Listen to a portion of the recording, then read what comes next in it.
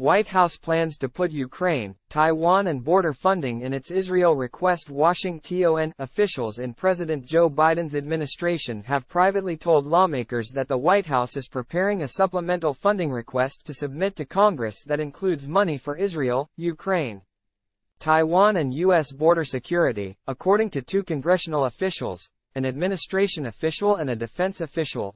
Administration officials also said the request would aim to address the strain that providing additional military support for Israel, Ukraine and Taiwan would put on the Pentagon stockpiles, the sources said, by asking for money to build more weapons.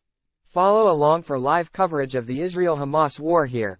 Biden said Tuesday that, when Congress returns, we're going to ask them to take urgent action to fund the national security requirements of our critical partners.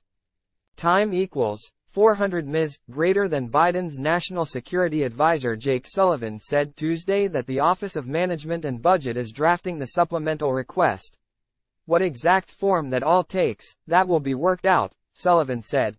The White House and some key lawmakers have been discussing linking Ukraine and Israel aid.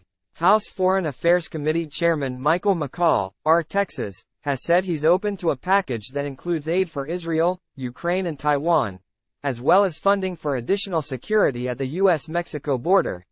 But some House Republicans have expressed opposition to the idea. Biden administration officials have held multiple briefings for lawmakers this week, including with Acting Deputy Secretary of State Victoria Nuland, Acting Under-Secretary of Defense for Policy, Sasha Baker, and Morgan Muir, the Deputy Director for Mission Integration at the Office of the Director of National Intelligence.